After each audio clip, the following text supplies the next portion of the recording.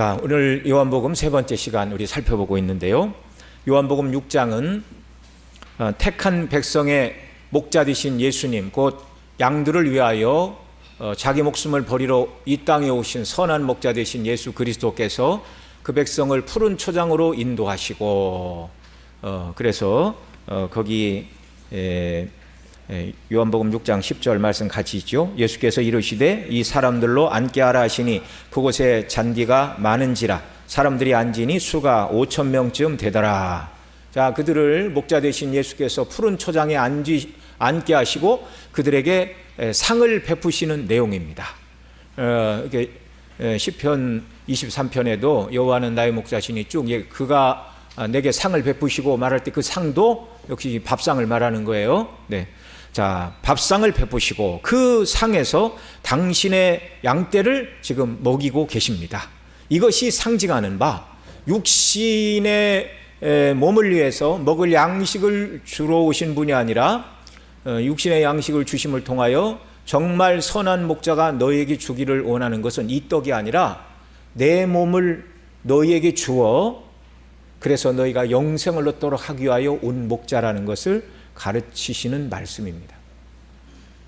주님께서 그 백성들에게 먹이시기를 원하시는 양식은 광야교회 성도들이 하늘에서 내린 만나를 먹고 또 그들은 죽었지만 주님께서 주시기를 원하시는 양식은 먹고서 죽을 썩을 양식이 아니라 영생하도록 있는 양식인 자기 자신을 내어주시고 먹이시는 선한 목자인 것을 보여주시는 모습입니다. 이 아름다운 목가적인 풍경이에요. 요한복음의 성만찬에 관한 교훈의 말씀이 6월절 만찬을 잡수실 때는 전혀 없다고 말씀을 드렸죠. 오병의 이 표적을 보이시면서 공관복음서, 마태, 마가, 누가 복음에 기록된 성만찬에서 주신 말씀, 내 살은 참된 양식이요 내 피는 참된 음료로다. 이건 정말 성찬을 상징적으로 우리에게 보여주시는 말씀입니다. 루이스 벌코프는 요한복음 6장이 성찬에 대한 직접적인 교훈은 아니지만 성찬과 그 본질의 동일한 신령한 현실을 가리킨다고 설명하면서 성찬에서 떡과 포도주를 먹는 행위는 신자가 믿음으로 그리스도를 실제로 받는 행위를 가시적으로 표현한 것이라 말하였는데요. 이는 그리스도를 믿음으로 받아들이는 행위의 내면적인 실제를 설명하는 것이다. 그렇게 루이스 벌코프는 요한복음 6장을 조직신앙에서 설명을 하고 있습니다. 오병이의 이적을 맛본 당시 유대인들은 광야에서 만나를 주던 모세와 같은 분이라고 생각을 하였고, 자, 예수님이 오병이어를 딱 행하시자 당시 그 백성들의 생각이 어디로 달려갔다고요? 우리 조상들이 애굽에서 나와 광야에서 만나를 먹었는데, 와, 모세 시대에 모세를 통하여 하나님이 우리 조상들에게 광야에서 만나를 주셨는데 아무것도 없는 빈들 아닙니까? 이 예수님은 이 빈들에서 오병이어를 가지고 5천 명, 남자만 5천 명, 여자와 어린아이들을 하면 뭐 얼마인지 정확히 알 수가 없죠. 그 수많은 무리를 먹이시는 이 모습을 그들의 눈으로 볼 때, 여러분, 만나는 자고 일어나면 아침에 이렇게 하늘로부터 땅에 이렇게 내려져 있었잖아요. 그런데 오병이어의 이적을 주님이 베푸실 때는 예수님께서 나누어 주셨어요. 예수님의 손에서 보리떡 5개, 물고기 2마리를 나눠 주셔도 끝나지가 않아요. 나눠 주셔도. 너무나 놀라운 정말 창조주만이 하실 수 있는 이런 표적을 보이셨어요.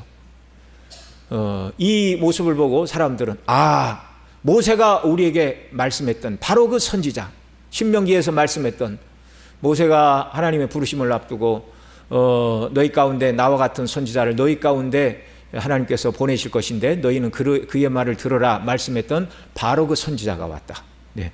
여러분, 거기까지 생각한 건 잘 생각한 거라고요? 잘못 생각한 거라고요? 매우 잘 생각한 것입니다.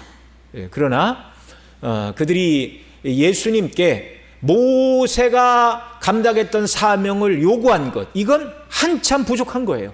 어제도 말씀을 드렸지만 모세는 하나님의 집에 무엇으로 섬겼다고요? 종으로 섬겼다고요. 예수님은요, 하나님의 집에 아들로 섬기신 분이었습니다. 여러분, 모세가 감당해야 될 정도의 사명이면 그냥 모세와 같은 선지자를 또 보내시면 되는 거예요. 그런데 하나님의 아들이 사람의 몸을 입고 죄 없이 참 사람으로 오시기 위하여 동정녀 마리아의 몸에 성령으로 잉태되셔서 이 땅에 오셔서 참 하나님의 아들이시오 참 사람이신 그분이 겨우 모세가 했던 정도, 애굽에서 종살이하는 자들을 해방하는 정도의 일, 당시 백성들이 요구했던 로마와 헤롯에게 빼앗긴 나라의 주권을 되찾고 다윗과 솔로몬 시대의 영광을 가져다 줄 메시아를 생각했는데, 그 정도의 메시아는요 모세를 보내시면 되고 다윗이나 솔로몬을 보내시면 되는 거예요. 굳이 왜 하나님의 아들이 사람의 몸을 입고 죄 없는 사람으로 오셔서 사람 누구나 시켜도 할 수 있는 그 일을 굳이 감당할 이유가 무엇입니까? 주님은 그 일을 위해 오신 것이 아니에요. 예. 그래서 그들이 예수님을 임금 삼으려 했지만 예수님은 세상의 왕으로 오신 것이 아니라 하나님 나라의 왕으로 오셨기 때문에 임금 삼으려는 그들을 피하여 산으로 올라가셨습니다. 썩을 양식이 아니라 영생하도록 있는 양식을 주기 위하여 오신 저와 여러분의 선한 목자 예수 그리스도, 오늘도 그분을 통하여 주시는 영적인 양식과 은혜로 저와 여러분이 이 땅을 살아가는 것입니다. 정말 우리 순례길은요 하나님이 비추시는 빛으로 하나님 주시는 말씀을 먹고 사는 거예요. 이게 진정한 성도들의 힘이고 능력인 줄을 믿으시기 바랍니다. 예. 하나님의 말씀을 들을 때 내 생각은 그렇지 않은데라고 하나님의 말씀과 다투고 말씀에 순종하지 않는 것보다 더 어리석은 자가 없는 줄을 여러분 아시기 바랍니다. 자, 2페이지 두 번째, 지난 시간 요한복음 6장 16절로 21절 말씀과 평행 본문인 마태복음 14장, 마가복음 6장 말씀을 통해서 예수님께서 제자들을 배 태워 건너편으로 보내신 사건을 통해 주시는 교훈을 우리가 살펴보았습니다. 예수님께서 제자들을 재촉하사 건너편으로 배를 태워 보내셨으나 제자들은 밤 사경까지, 밤 사경은 몇 시부터 몇 시라고요? 새벽 3시에서 6시까지 큰 바람이 불어 파도가 일어난 바다에서 바람이 거스름으로 물결로 말미암아 고난을 당하도록 허용하시고, 바람이 거스름으로 제자들이 힘겹게 노젓는 것을 보시고 밤 사경쯤에 바다 위로 걸어 그들에게 오사 유령인가 하여 두려워 떠는 그들에게 주께서 뭐라고 말씀하셨어요? 내니 두려워 말라 말씀하시고 배에 오르시어 바람과 바다를 잔잔케 하셨습니다. 오늘도 우리가 주님의 뜻을 떠나서 세상을 사랑하면 사랑할수록 우리를 믿음으로 세우시려는 주님의 연단의 시간은 길어질 수 있다는 걸 기억해야 됩니다. 때로 주님이 우리를 연단하신다 하여도 그 연단은 사랑 때문인 것을 의심해서는 안 되는 것입니다. 여러분, 우리가 잘못하면 징계를 받아요, 안 받아요? 받지요. 연단을 받아요, 안 받아요? 받지요. 그러면 우리의 허물로 당하는 연단이나 징계를 하나님이 내리실 때 심정이 뭐라고요? 사랑이라고요. 징계를 내리실 때도 징계를 내리시는 하나님의 마음은 뭐라고요? 사랑이라고요. 여러분, 의심하지 마시기 바랍니다. 히브리 12장 5절로 12절 한 절씩 읽습니다. 또 아들들에게 구원하는 것 같이 너희에게 권면하신 말씀도 잊었도다. 일러스되 내 아들아 주의 징계하심을 경히 여기지 말며 그에게 꾸지람 받을 때 낙심하지 말라. 주께서 그 사랑하시는 자를 징계하시고 그가 받아들이시는 아들마다 채찍질하심이라 하였으니 너희가 참음은 징계를 받기 위함이라. 하나님이 아들과 같이 너희를 대우하시나니 어찌 아버지가 징계하지 않는 아들이 있으리요. 징계는 다 받는 것이거늘 너희에게 없으면 사생자요 친아들들이 아니니라. 또 우리 육신의 아버지가 우리를 징계하여도 공경하였거든 하물며 모든 영의 아버지께 더욱 복종하며 살려하지 않겠느냐. 그들은 잠시 자기의 뜻대로 우리를 징계하였거니와 오직 하나님은 우리의 유익을 위하여 그의 거룩하심에 참여하게 하시느니라. 11절 같이 읽습니다. 무릇 징계가 당시에는 즐거워 보이지 않고 슬퍼 보이나 후로 그로 말미암아 연단받은 자들은 의와 평강의 열매를 맺느니라. 아멘. 여기 히브리서 기자를 통하여 분명히 말씀하죠. 하나님께서 누구를 징계하신다고요? 아들을 징계하신다. 예. 징계가 없으면 뭐라고요? 사생아래요. 하나님의 아들이 아니래요. 예. 징계가 없으면 사생자요 친아들이 아니라 분명히 말씀하잖아요. 하나님이 아들과 같이 너희를 대우하시나니. 여러분, 그래서 우리 연약과 허물로 말미암아 우리가 징계를 당할 때 하나님이 나를 미워하시나 봐 그렇게 생각하면 안 되고, 우리의 연약과 허물로 말미암아 우리가 징계를 당하는 순간에 우리는 어떻게 해야 돼요? 하나님이 나를 누구로 인정하신다? 친아들. 여기 8절 하반절에 말하잖아요. 사생자가 아니요 친아들이라고. 예? 예? 징계가 없으면 사생자요 친아들이 아니니라. 우리를 징계하시면 하나님께서 그리스도 안에서 저와 여러분을 친아들로, 친자녀로 받으셨다는 말씀입니다. 그러니 연단받는 시간과 연단의 사건들이 주님께서 우리를 믿음으로 바로 세우려고 섭리적으로 허용하시는 일인 것, 사랑에 따라서 행하시는 일인 걸 우리가 꼭 기억을 해야 됩니다. 우리 연약과 허물 때문에 주께서 허락하시는 연단과 징계로 인하여 결코 우리는 망하지 않습니다. 징계와 연단의 목적은 연약과 허물에 대한 합당한 만큼 벌을 주시고자 함이 아니라, 징계와 연단의 목적은 항상 어디에 있어요? 회복에 있어요. 회복에 있어요. 이게 놀라운 겁니다, 여러분. 이게 놀라운 거예요.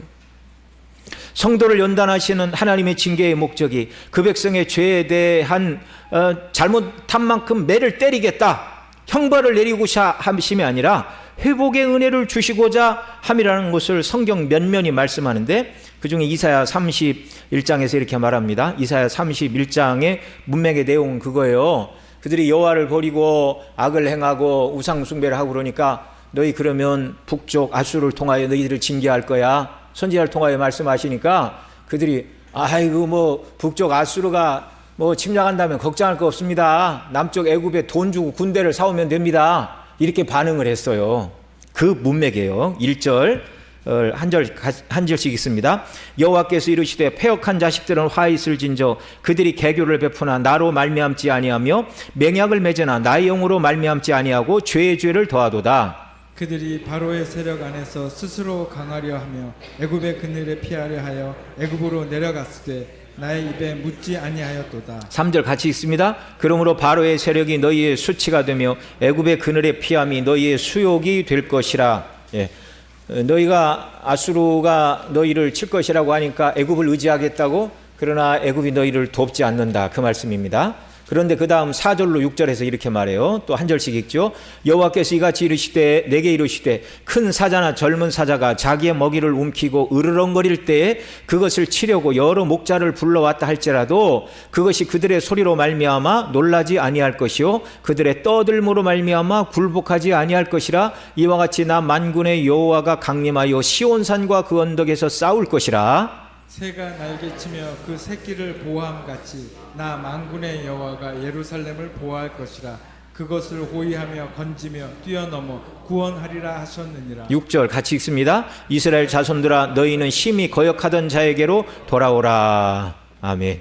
4절에서는 여호와께서 자신을 큰 사자, 젊은 사자로 비유하여 이제 아수르 군대가 오면 하나님이 맞서 싸워 이스라엘을 지키신대요. 5절에서는 어미새가 그 새끼를 보호함같이 예루살렘을 보호하시고 구원할 것이라고 하시고, 6절에서는 여호와께서 그 백성들에게 돌아오라. 여호와께 심히 거역하였지만 이스라엘 자손아 너희는 심히 거역했던 자에게로 돌아오라. 그리하면 다시 받아주시고 회복의 은혜를 주신다는 사랑의 권고의 말씀입니다.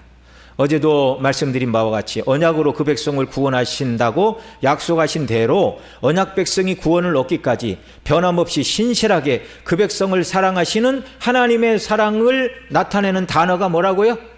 헤세드, 헤세드의 사랑. 이 헤세드의 사랑이 아니고는요 하나님이 우리를 위하여 행하시는 일을 설명할 길이 없어요. 창세 전에, 범죄하기 전에 범죄할 것을 아시고 범죄한 자들 중에 누구누구를 구원하기로 창세전에 그리스도 안에서 저와 여러분 모두가 택함 받은 자들인 줄 믿으시기 바랍니다. 그렇게 구원하기로 작정하셨기 때문에 저와 여러분의 연약과 허물에도 불구하고 우리의 믿음이 떨어지지 않도록 끝까지 우리를 지키시고 붙들어 주신다는 말씀입니다. 그러니 우리의 연약과 허물로 찾아오는 연단과 징계의 순간이 우리를 사랑하시는 하나님의 자비의 시간인 것을 기억해야 됩니다. 예. 사랑하기 때문에 징계하시는 거예요. 그런 징계와 연단의 시간에도 우리 주님은 말씀과 성령으로 우리를 찾아오사 내니 두려워 말라 말씀하시는 시간임을 또한 믿으시기 바랍니다. 여러분, 우리의 연약과 허물로 가장 큰 고통을 당하는 가장 깊은 밤 사경에 주님은 택한 백성들인 저와 여러분 모두가 기진하여 쓰러지기 전에, 바람과 파도에 휩쓸려 가기 전에 주님은 반드시 꼭 최선의 필요한 만큼의 징계를 허락하시고 우리를 회복시키시기 위하여 내니 두려워 말라라고 찾아오시는 줄을 믿으시기 바랍니다. 여러분, 우리의 연약과 허물로 인하여 고통과 환난 가운데 있습니까? 바람과 파도가 너무나 크게 물결쳐 정말 숨이 막히고 물에 빠져 죽을 것 같습니까? 기도하십시오. 주여, 나를 긍휼히 여기소서. 나를 구원하소서. 나를 구원하러 오소서. 내니 두려워 말라 나에게 찾아와 말씀해 주옵소서. 간절히 회개하고 은혜를 구할 때 주께서 저와 여러분 모두를 이렇게 찾아오시는 줄을 여러분 믿으시기 바랍니다. 뿐만 아니라 우리가 하나님 맡기신 사명을 감당하다가도 때로는 이런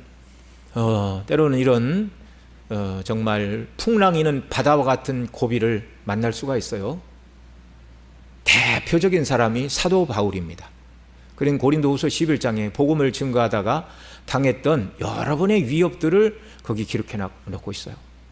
여러 번 파선하였고, 여러 번 매를 맞았고, 여러 번 자지 못하였고, 춥고 배고프고 떨고 매를 맞고 한두 번이 아니었다. 그 사도가 말하잖아요. 내가 다른 사람보다 더 많이 수고했다. 그럼에도 불구하고 그가 인격이 망가지지 않은 이유는 내가 다른 사람보다 더 많이 수고했을 때 나와 함께 하신 하나님의 은혜로라. 그렇게 말하고 있어요.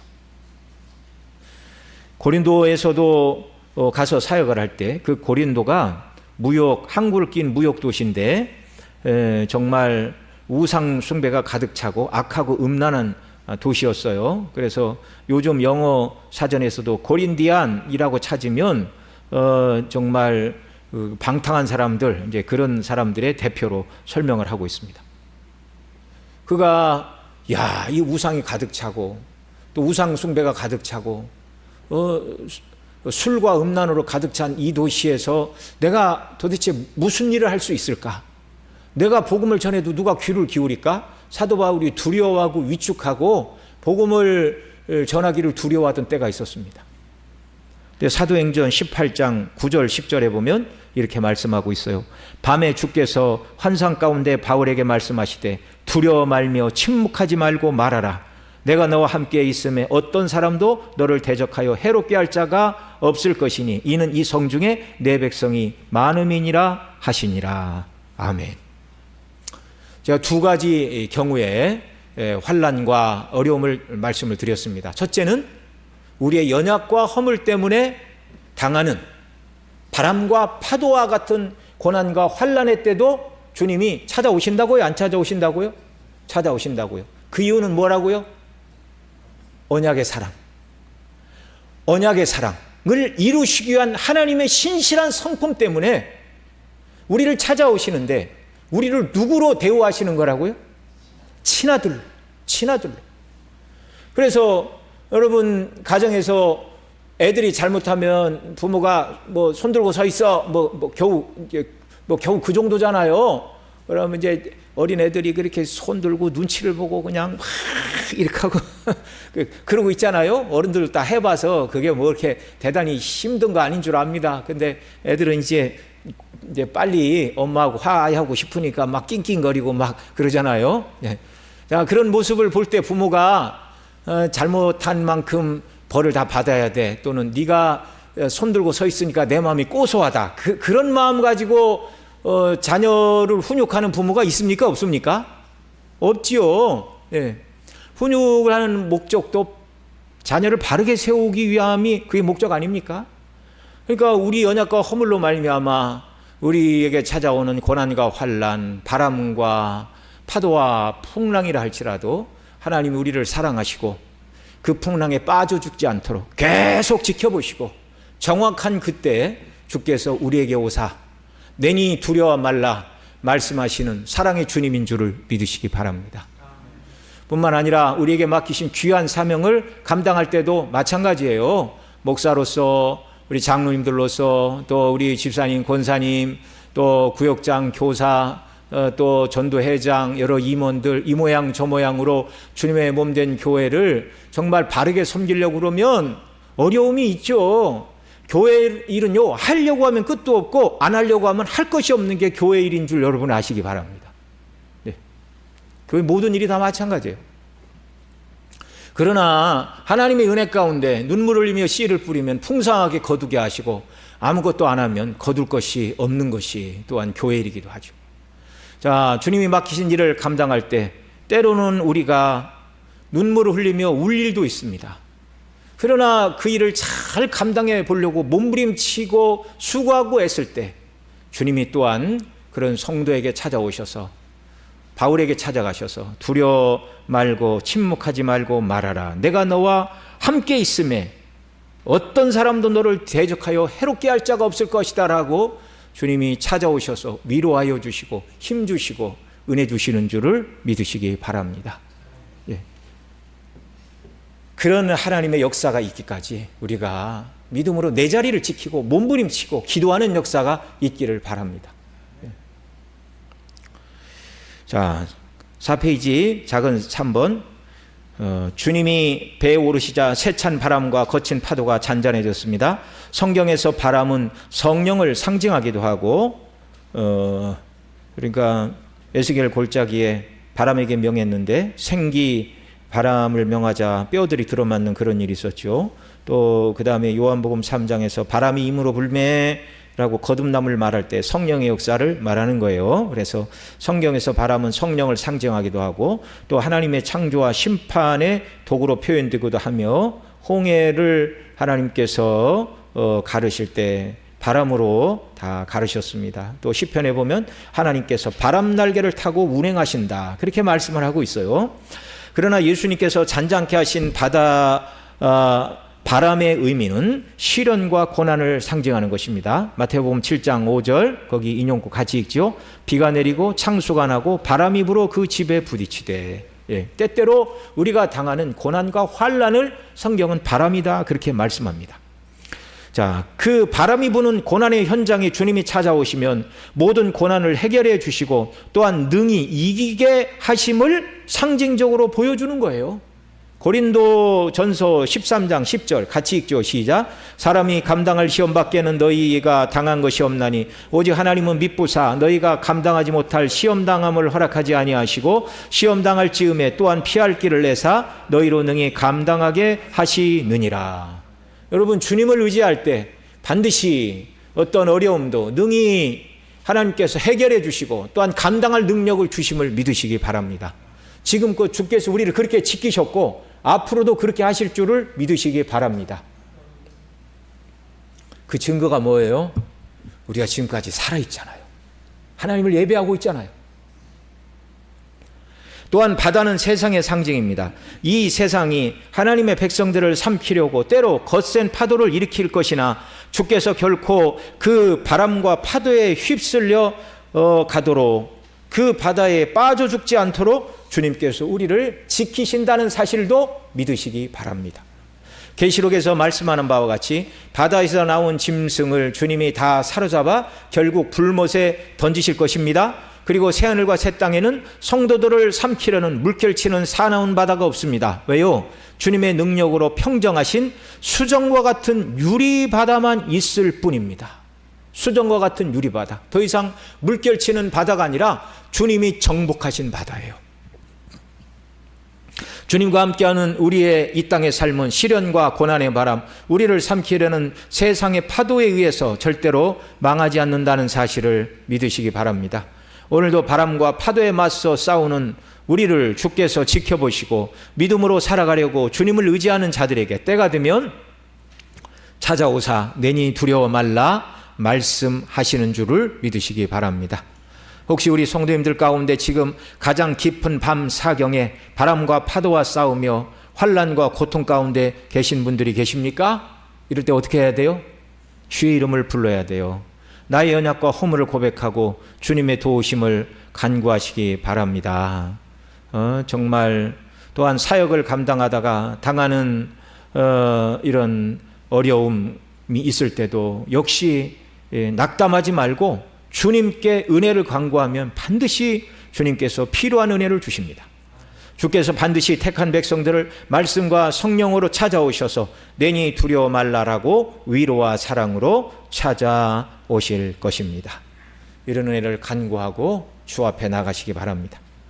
세 번째, 오늘 본문 22절로 27절 말씀을 보면 전날 예수님을 임금 삼으려 하던 자들이 다음 날이 되어도 그 생각을 바꾸지 않고 바다 건너서 예수님을 임금 삼고자 찾았고, 예수님은 그들을 만나시어 썩을 양식을 위하여 일하지 말고 영생하도록 있는 양식을 위하여 하라고 말씀해 주시는 내용입니다. 자, 22절부터 한 절씩 읽죠. 이튿날 바다 건너편에 서 있던 무리가 배 한 척 외에 다른 배가 거기 없는 것과 또 어제 예수께서 제자들과 함께 그 배에 오르지 아니하시고 제자들만 가는 것을 보았더니, 그러나 디베라에서 배들이 주께서 축사하신 후 여럿이 떡 먹던 그곳에 가까이 왔더라. 무리가 거기에 예수도 안 계시고 제자들도 없음을 보고 곧 배들을 타고 예수를 만나러 가버나움으로 가서 바다 건너편에서 만나 랍비여 언제 여기 오셨나이까 하니, 예수께서 대답하여 이르시되 내가 진실로 진실로 너희에게 이르노니 너희가 나를 찾는 것은 표적을 본 까닭이 아니요 떡을 먹고 배부른 까닭이로다. 썩을 양식을 위하여 일하지 말고 영생하도록 있는 양식을 위하여 하라. 이 양식은 인자가 너희에게 주리니 인자는 아버지 하나님께서 인치신 자니라. 아멘. 예. 자, 여기 22절에서 오병이어의 이적을 맛본 사람들은 다음 날 떡을 얻어먹은 그 장소로 가 보았습니다. 왜냐하면 예수님께서 배가 한 척밖에 없는데 배를 태워 건너편으로 보내시고 예수님은 산으로 가셨기 때문에 예수님이 지금 틀림없이 어디에 있을 것이다? 떡 나누어 주던 그 장소에 있을 것이다 라고 생각하고 사람들이 배를 타고 또는 걸어서 글로 몰려들었어요. 그런데 그래서 그게 23절이죠. 24절. 그런데 가봤더니 떡을 나눠주시던 장소에 예수님이 계시지 않았습니다. 그래서 그들이 이제 제자들이 목적지가 가버나움인 걸 알았으니까 그들도 배 타고 가버나움으로 갔어요. 바빠요. 예수님을 추격하기가 그렇게 쉽지가 않습니다. 바빠요. 25절. 건너가서 가버나움으로 예수님을 만나자 반갑게 그들에게 묻습니다. 랍비여, 여기 언제 오셨습니까? 그렇게 물을 수밖에 없죠. 지난밤에 배가 한 척밖에 없어서 제자들에게 태워서 예수님이 보내시고 예수님은 산으로 가셨는데 그 예수님을 만나러 떡을 얻어먹던 장소에 가서 없고 배를 타고 가버나움에 갔더니 예수님이 여기 계신단 말이에요. 그러니까 언제 오셨냐라고 물을만 해요? 묻지 않을만 해요? 물을만 하죠. 이들은 그 밤에 예수님이 바다를 걸어서 건너주신 줄 알았어요? 몰랐어요? 몰랐지요. 물을 수밖에 없어요. 자, 26절. 이들의 물음에 주님은 내가 지난번 걸어서 디베라 바다를 건너 바람과 파도와 싸우는 제자들을 구원해 주었다. 이런 영웅담도 말씀하지 아니하시고, 여러분, 창조주가 무리를 걷는 것이 뭐 대단한 일입니까? 대단하지 않은 일입니까? 대단치 않은 일이에요. 예수님은요, 세상 사람들의 인기를 얻기 위하여 오신 분이 아니에요. 만약에 제가 베드로처럼 무리를 걸었다면 아마 어느 교회 집회를 갈 때마다 그 얘기를 할 겁니다. 여러분, 제가 주님이 바다 위로 오라고 해서 내가 10발자국 건너가다가 빠진 사람입니다. 네. 주님은 그런 얘기 하지 않으세요. 네. 창조주가 뭐 바다 위를 걸은 게 뭐 이렇게 대단한 일입니까? 또한 그들을 향하여 야, 부지런도 하지. 날이 새자마자 나를 만나려고. 그래, 니들 어제 내가 떡 나눠줬는데 거기 갔다가 지금 배 타고 온 거지? 참 수고가 많았다. 이런 형식적인, 네? 인사치레 형식적인 말씀도 한 말씀도 안 하시고 예수님이 그냥 본질로 바로 들어가십니다. 여러분은, 예수님은요, 세상 인기가 필요한 분이 아니에요. 하나님 나라의 백성을 얻으러 오셨어요. 자, 본질로 바로 들어가셨어요. 뭐라고 그러셨어요? 너희가 나를 찾는 것은 표적을 본 까닭이 아니요 떡을 먹고 배부른 까닭이로다. 예. 여기 예수님께서 그들에게 표적을 본 까닭이 아니라고 하셨는데, 여기 요한복음에서 말씀하는 표적이라는 말은요, 표적을 다른 말로는 또는 이적이다 그렇게 말할 수 있는데, 특별히 여기서 표적이라는 말을 쓰고 있는 것은 바로 예수 그리스도가 참된 메시아임을 드러내는 이적을 표적이다 이렇게 설명을 하는 것입니다. 오병이어의 물고기 둘, 보리떡 5개로 5,000명을 먹인 건 이적입니까? 이적이 아닙니까? 이적이죠. 어린아이들이 알아듣기 쉽게 얘기하면 기적 중에 기적이지요. 어떻게 그런 일이 일어나요? 그런데 그 일은 예수님께서 메시아이심을 드러내는 표적이었어요. 자, 그들에게 너희가 표적을 본 까닭이 아니라 말씀하셨는데, 표적은 예수께서 메시아이심을 드러내는 이적적인 사건들을 표적이라 말합니다. 예수님께서 행하신 오병이어 이적은 예수님께서 자기 백성을 저희 죄에서 구원하시는 구원자로 오신 분임을 드러내는 메시아의 표적이었습니다. 이들이 아직 깨닫지 못하나 예수님은요, 오병이어 이적을 행하신 것은 누구든지 내게 오는 자, 나를 믿는 자는 이 떡을 먹음과 같이 나를 믿는 자는 영생을 얻게 된다는 것을 보여주시고자 하는 메시아로서의 표적이었어요. 그런데도 이 메시아의 표적을 보고도 그들은 그것이 예수님이 메시아인 줄을 알지 못하고 그저 모세 수준의 자기들이 원하는 정치적이고 경제적인 구원을 베풀 인간적인 세상 메시아로 그렇게 이해를 했다는 말입니다. 27절, 예수님을 왕으로 삼고자 하는 그들의 기대를 이제 완전히 깨트리시는 말씀을 하십니다. 같이 읽죠. 시작.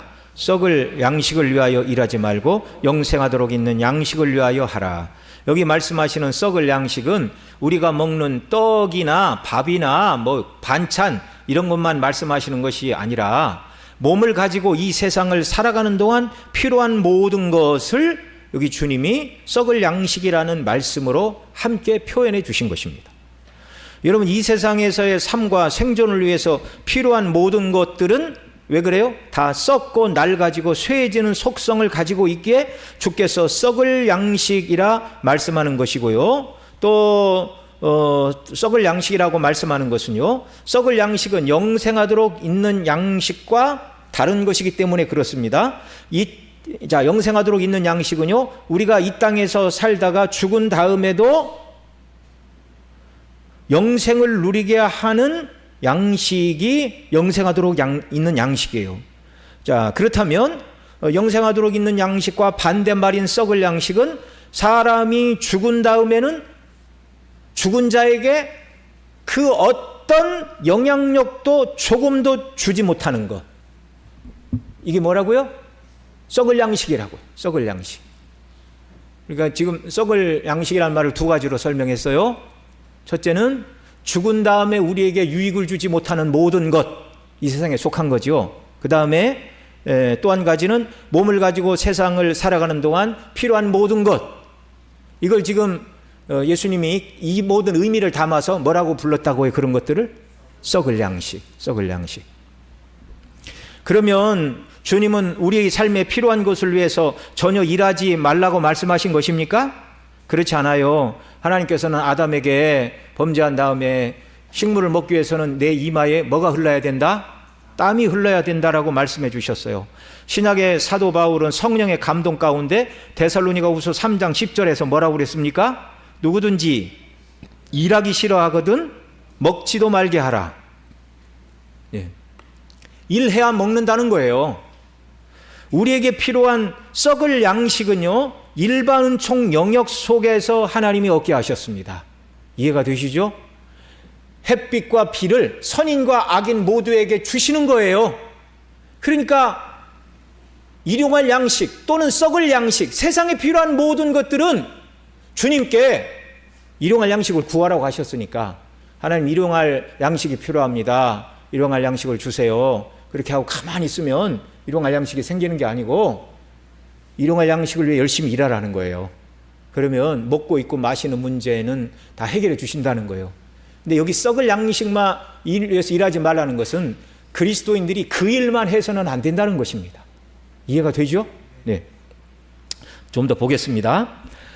여기서 예수님은 그들에게 너희가 나를 찾는 것은 표적을 본 까닭이 아니오 떡을 먹고 배부른 까닭이다 말씀하시고, 썩을 양식을 위해 일하지 말라고 한 것은 내가 참 메시아인 표적을 보였음에도 불구하고 너희가 나에게 와서 우리가 무엇을 해야 하겠습니까? 우리에게 무엇을 명하러 오셨나이까? 라고 묻고 메시아의 가르침을 받고 순종해야 되는데, 너희는 나를 너희가 원하는 세상 임금으로 삼아 정치적인 독립과 부강한 나라 만들어주기를 바라고 있구나. 그런 것들은 세상에서 목숨을 유지하는 데 필요한 썩을 양식에 필요한 것이다.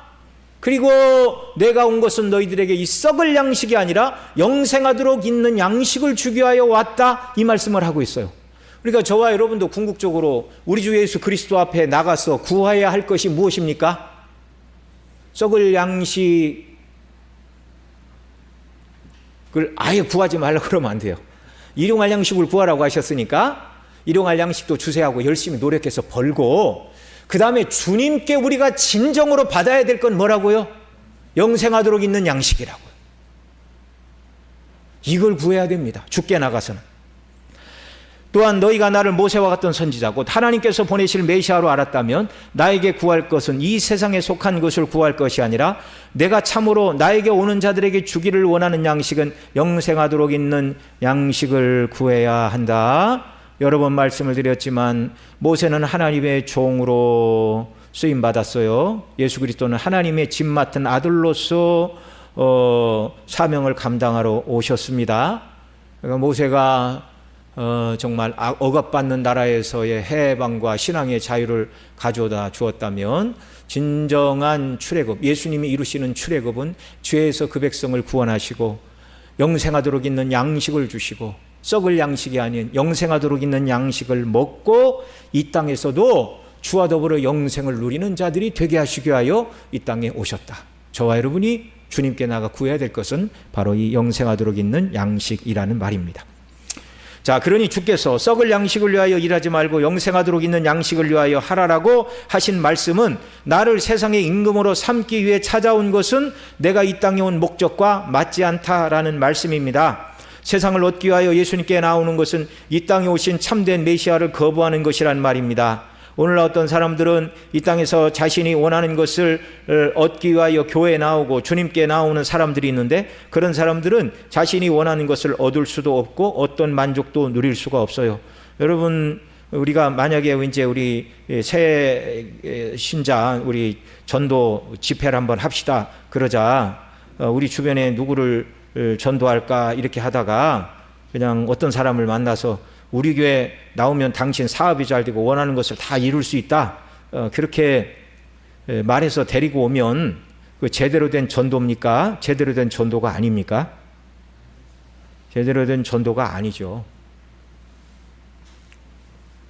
제가 신학교 졸업하고 얼마 안 돼서 저기 금촌 쪽에 이렇게 개척한 제 친구, 그때는 전도사님이 있었죠. 전도사님이 있었는데 어떤 분이 전도를 열심히 해서 사람들을 데리고 오는데, 알고 봤더니 우리 교회 가면 부자 된다, 또 우리 목사님 얼마나 부자인 줄 아냐, 막 이런 말을 해서 사람들을 데려온다는 거예요. 그래서 그렇게 하지 말라고.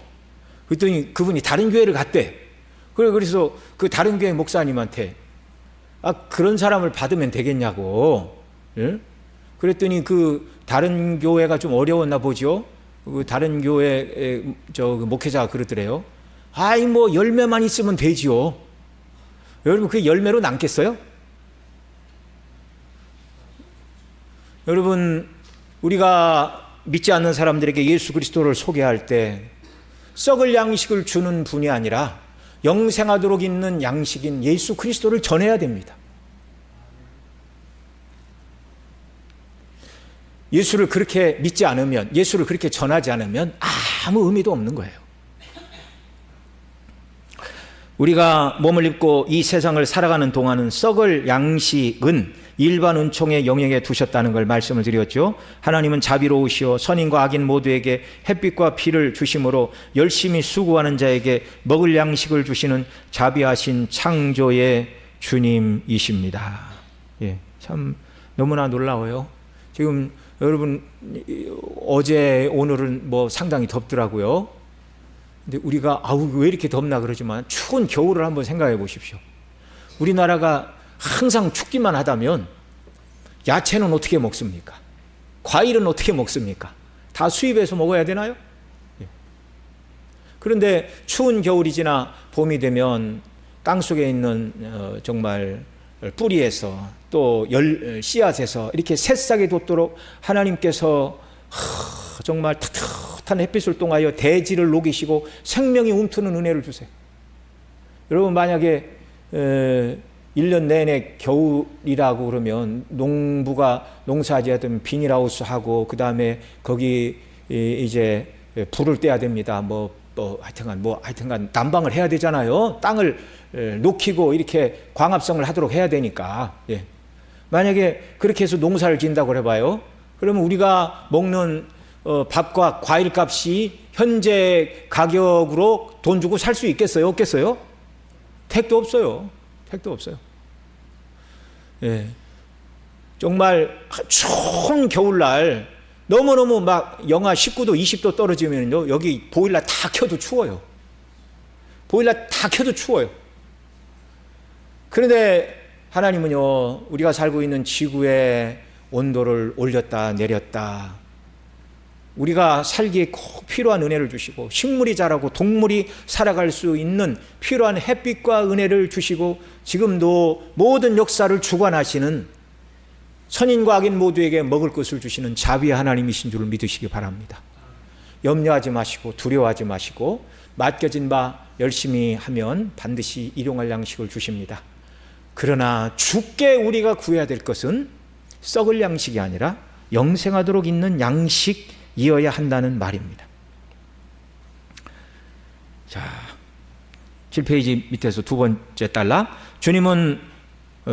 주님을 찾아온 자들에게 썩을 양식을 위하여 일하지 말고 영생하도록 있는 양식을 위하여 하라라고 말씀하신 것은 나를 세상 것을 주는 세상의 임금 삼으려 하지 말고 영생하도록 있는 양식을 주시는 주님께 이 영생하도록 있는 양식을 구하라는 말씀입니다.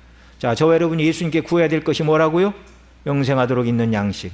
오병이의 이적을 행하신 예수님께서 진정으로 주기를 원하신 것은 썩을 양식이 아닌 영생하도록 있는 양식입니다. 그리고 이 양식은 오직 이 양식은 인자가 너희에게 주리니 인자는 하나님 아버지께서 인치신 자니라 말씀하신 대로 영생하도록 있는 양식은 누구만 주실 수 있다고요?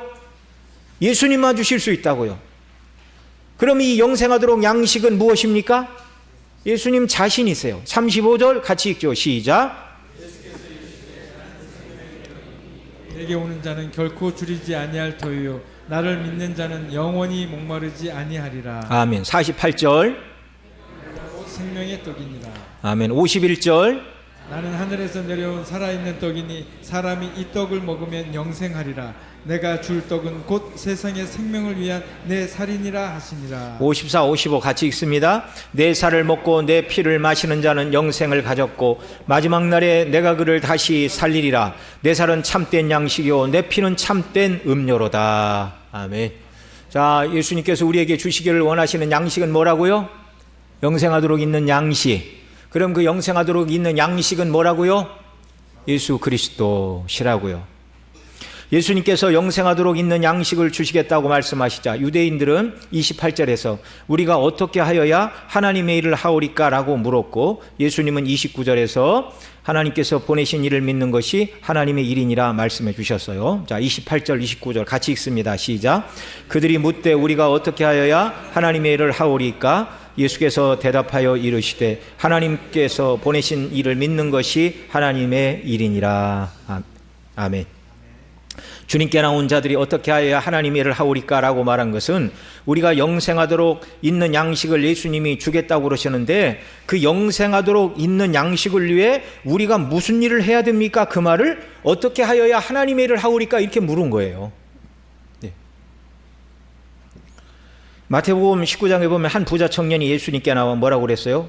내가 무슨 선한 일을 하여야 영생을 얻으리까 라고 물었던 것처럼 당시 유대인들은요 영생하도록 있는 양식, 곧 영생을 얻는 이 일은요 그냥 얻어지는 것이 아니라 뭔가 대가를 치러야 된다라고 생각하고 있었어요. 왜 그래요? 율법을 지켜서 의로워지는 줄 알고 있었잖아요. 영생하도록 있는 양식을 얻기 위해서는 뭔가를 행해야 된다.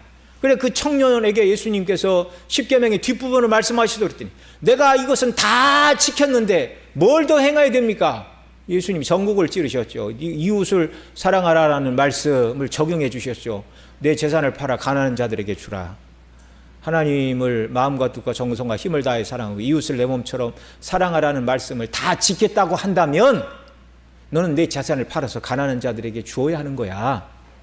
그러니까 그 사람이 그 말씀을 듣고 재물이 많으니 근심하여 갔어요.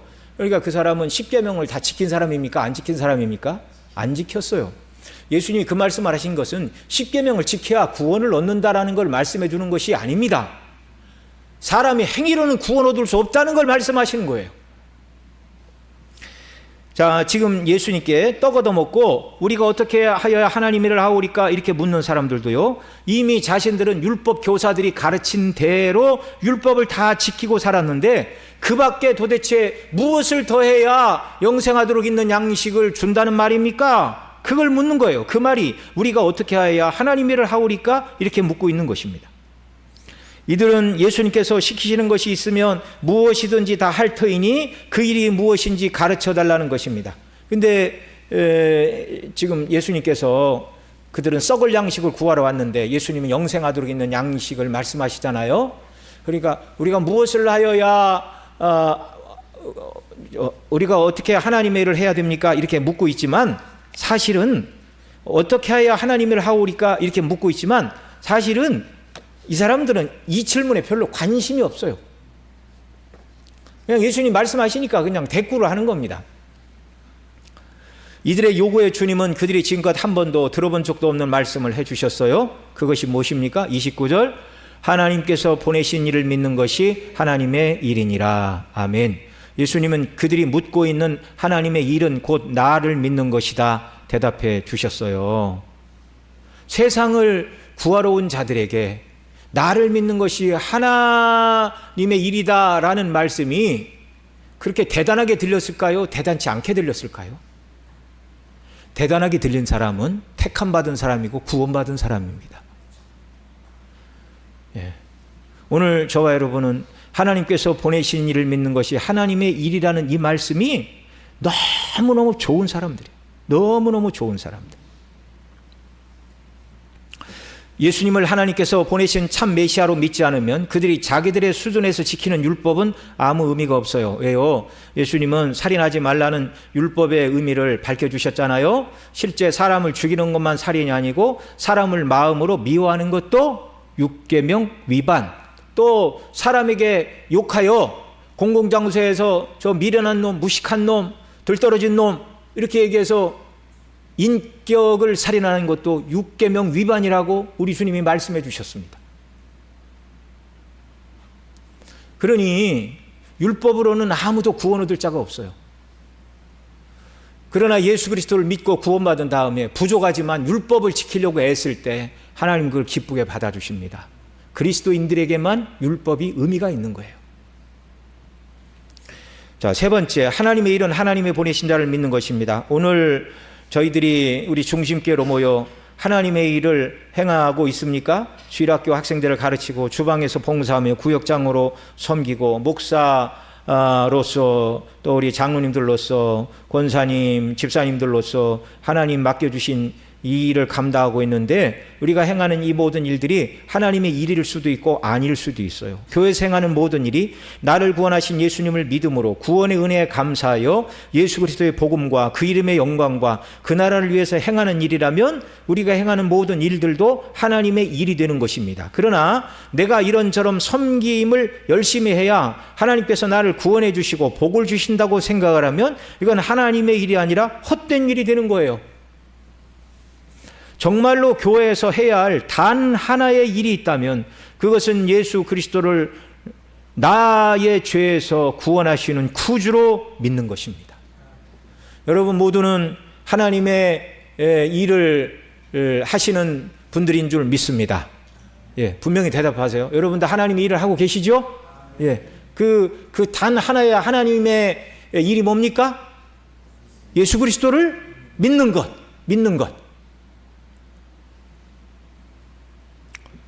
자, 예수님을 나의 구주로 믿는 것, 이게 하나님의 일이에요. 하나님의 일.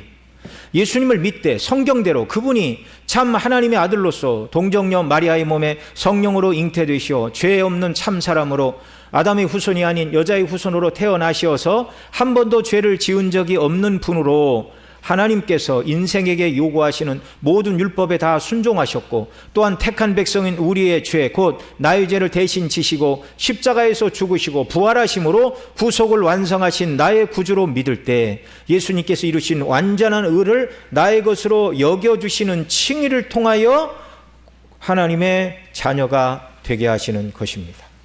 이게 하나님의 일이에요. 하나님의 일.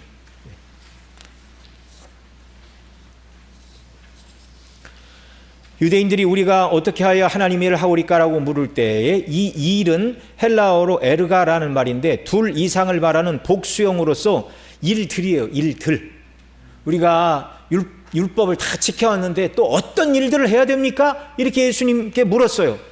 안식일을 지키고 구제하고 금식하고 박하와 근채와 회양의 11조를 드리는 수많은 일들을 해왔는데 여기서 또 어떤 일들을 행하여야 영생하도록 있는 양식을 얻을 수 있습니까? 이렇게 물은 거예요. 그런데 주님은 하나님께서 보내신 일을 믿는 것이 하나님의 일이라고 말씀하실 때 이 일은 헬라어로 에르곤, 아까는 뭐라고 그랬어요? 에르가, 이번에는 에르곤, 오직 하나를 말하는 단수형으로 하나님의 일은 오직 하나, 곧 하나님의 보내신 자를 믿는 것, 예수 그리스도를 나의 죄에서 구원하여 주시는 구주로 믿는 것, 이것이 하나님의 일이라 말씀해 주셨습니다. 저와 여러분 모두는 하나님의 일을 해야 구원받는 줄 믿으시기 바랍니다. 그 하나님의 일은 땀 흘려 봉사하고 충성하는 게 아니라 뭐라고요? 예수 그리스도를 믿는 것이에요. 나의 구주로 믿는 것이에요. 누가복음 10장에 보면 마르다가 예수님을 대접하기 위하여 준비하는 일이 많아 마음에 분주하여 그의 여동생 마리아는 꼼짝하지 않고 주님 발 앞에 앉아 말씀만 들었습니다. 마르다가 예수님께 내 동생이 나 혼자 일하게 두는 것을 생각지 아니하십니까? 그를 명하여 나를 도와주라 하소서 요청할 때 주께서 마르다에게 내가 많은 일로 염려하고 근심하나 몇 가지만 하든지 혹 한 가지만이라도 족하니라. 그런데 가장 믿을 만한 사본에 의하면 몇 가지만 하든지 이 말은 없어요. 내가 많은 일로 염려하고 근심하나 혹 한 가지만이라도 족하니라. 마리아는 이 좋은 편을 택하였으니 빼앗기지 아니하리라. 예수님이 마르다에게 바쁘면 한 가지만으로 족하다라고 말씀하신 그 한 가지는 뭐냐면 마리아가 택한 좋은 것, 빼앗기지 않는 것. 그게 뭐예요? 예수님 발 앞에 앉아 말씀을 듣는 것. 예수님의 말씀을 듣고 온전히 예수님 믿고 예수님을 사랑함으로 살아가는 것. 이것이 마리아가 예수님 발 앞에 무릎 꿇고 말씀을 듣는 이유였습니다. 저와 여러분이 천국 문 앞에 섰을 때 하나님께서 저와 여러분들을 향하여 천국에 들어가는 조건으로 오직 한 가지만 찾으십니다. 빼앗기지 않는 것, 좋은 것, 영원토록 빼앗기지 않는 것, 오직 하나. 그게 뭐예요? 예수님을 믿는 거예요. 예수님을 구주로 믿는 믿음, 이것만 보십니다. 다른 아무것도 보지 않으세요. 인간의 의는 다 더러운 옷과 같아서 하나님 보시기에 아무 쓸모가 없어요. 예수님이 이루신 완전한 의를 덧입을 때만이 하나님 보실 때 천국 백성으로 합한 자들로 여겨주시는 것입니다. 가장 좋은 것이요 영원토록 빼앗기지 않는 한 가지, 말씀을 통해 예수 그리스도가 나의 구주인 것을 깨닫고 믿고 그분을 사랑하고 그분을 섬기며 살아가는 것, 이게 가장 좋은 것 한 가지요. 이것이 바로 하나님의 일인 줄 믿으시기 바랍니다.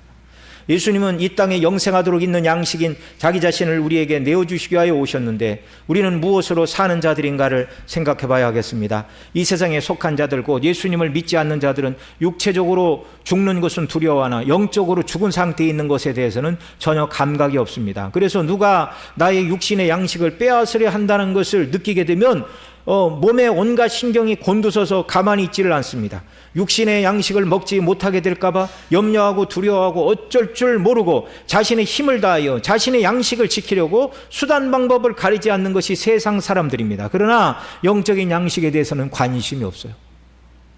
예수님을 구주로 믿는 저와 여러분은 달라야 됩니다. 우리도 육체를 입고 이 땅을 살아가고 있으니 일용할 양식이 필요하죠. 주께서는 일용할 양식을 주신다고 약속하셨고 또 구하라고 하셨으니 우리 삶이 필요한 일용할 양식 주시기를 기도하고 그 양식을 얻기 위해 열심히 일해야 됩니다. 그러나 세상을 살아가는데 필요한 것, 사람이 죽은 다음에는 아무런 영향력을 끼치지 못하는 썩을 양식만 구하는 자가 돼서는 안 되는 것입니다.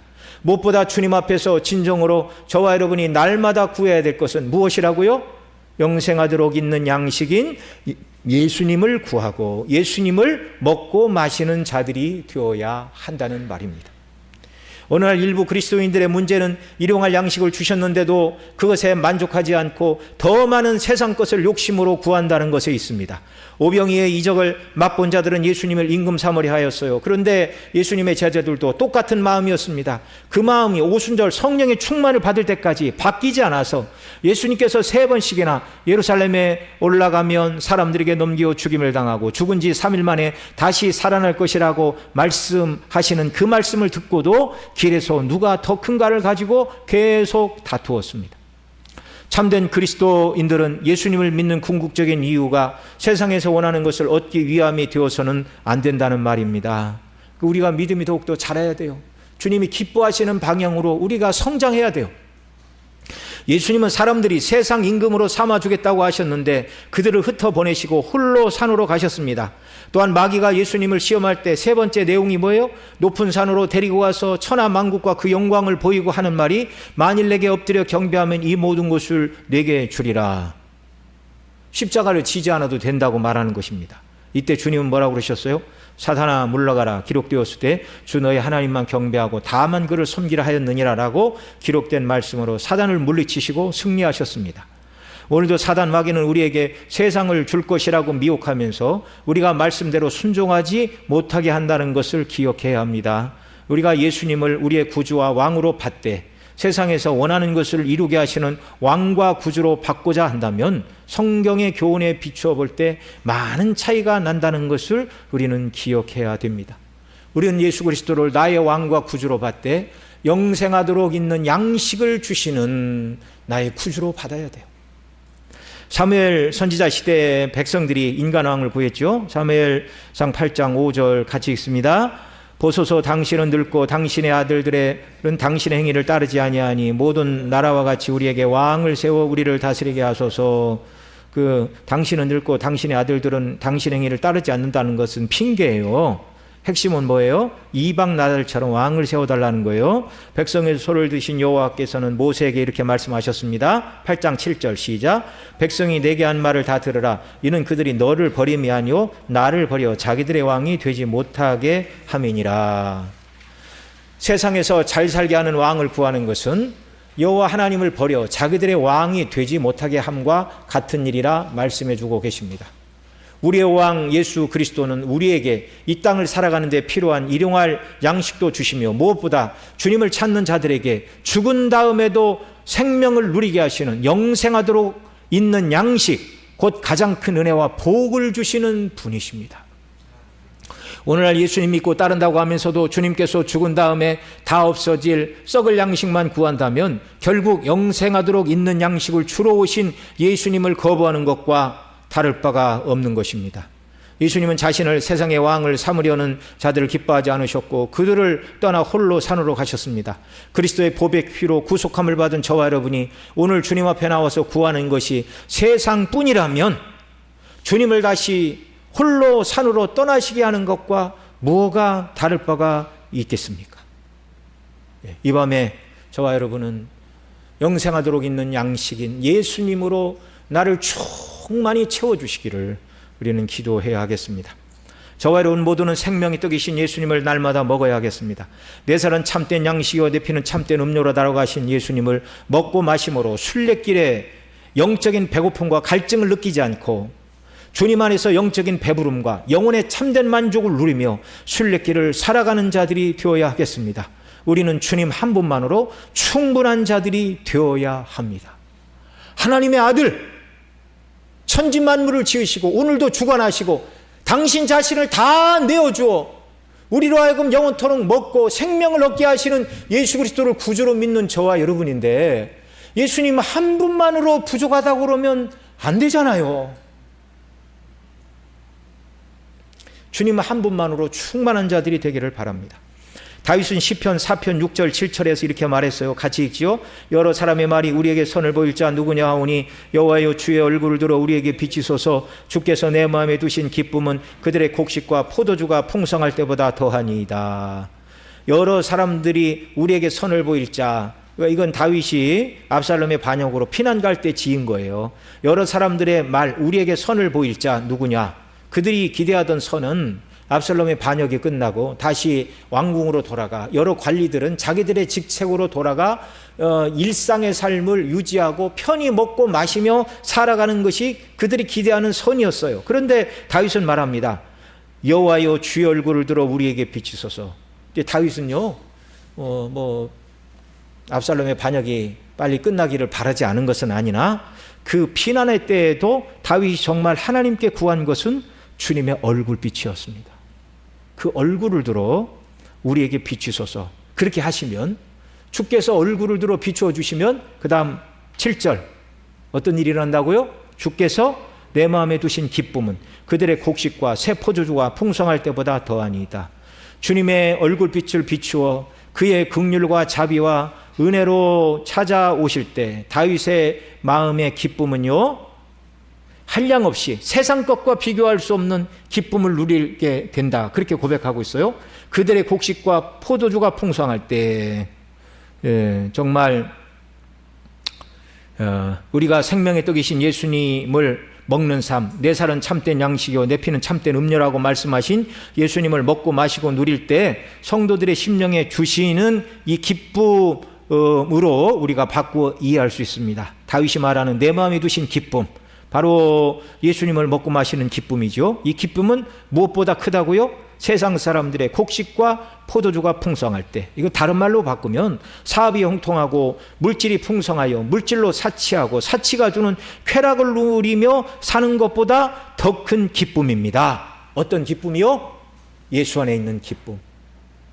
예수님의 십자가의 대속의 은혜와 영광을 온전히 깨닫고 그 피로 죄사함 받아 지옥 형벌을 면하 천국 백성이 된 그 은혜와 영광을 성령께서 온전히 깨닫게 하실 때 우리에게 부으시는 이 기쁨은요 세상 것과 비교할 수 없는 기쁨이래.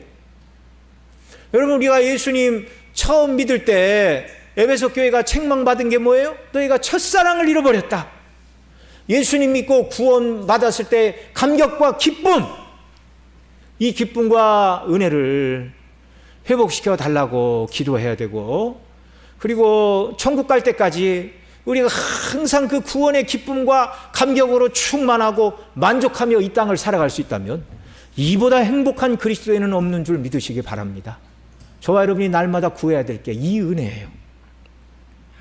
성령 하나님께서 저와 여러분의 영적인 눈을 활짝 열어주시어서 예수님께서 영생하도록 있는 양식인 줄을 온전히 깨닫고 주님께 나가 생명의 떡인 예수님을 날마다 먹고 마심으로 순례길을 가는 동안에도 주께서 주시는 구원의 기쁨과 창조주요 구속주께서 창조하시고 구원하신 새로운 피조물인 하나님의 백성과 자녀들의 심령 속에 부으시는 이 만족과 기쁨과 즐거움을 가지고 기쁨으로 주님을 섬기면서 비록 현실은 광야와 같은 나그네 길이나 주께서 주시는 이 은혜와 기쁨으로 항상 생명이 약동하고 꽃이 피어 향기를 토하는 물된 동산 같은 심정으로 살아가는 자들이 되게 하시기를 간절히 소원합니다.